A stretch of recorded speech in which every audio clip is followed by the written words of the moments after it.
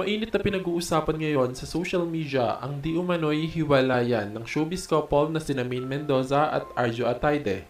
Ayon sa ilang pahayagan, marami umanong nalaman si Maine kay Arjo matapos daw na ikasalang mga ito. Isa na nga daw dito ay ang pakikipag-usapan din ni Arjo sa kanyang mga ex-girlfriend.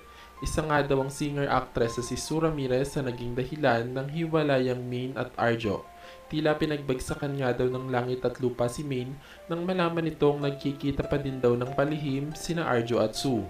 Galit na galit nga daw ang pamilya ni Maine ngayon kay Arjo Ataide dahil patuloy pa din daw pala ang pambababae nito at tila palabas lang daw ang pangako nito sa pamilya ni Maine na handa siyang magbago maikasal lang sila ni Maine Mendoza. Hinala nga ng publiko na baka daw nais o habol lang ni Arjo kay Maine ay ang yaman at mga ari-arian nito kaya pumayag ito na maikasal agad kay Maine Mendoza. Samantala, ngayong araw naman ay gumulantang sa publiko ang di umano'y paglantad ni Sue Ramirez sa naging anak nila ni Arjo Ataide. Ayon sa aktres, matagal silang nanahimik at matagal niyang itinago sa publiko ang bunga ng pagmamahalan nila noon ni Arjo Ataide.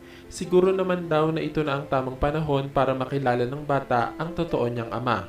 Ayon pa sa aktres, hindi na siya natatakot sa kung ano ang sasabihin ni Min at ng publiko dahil pagod na umano siyang itago ang katotohanan.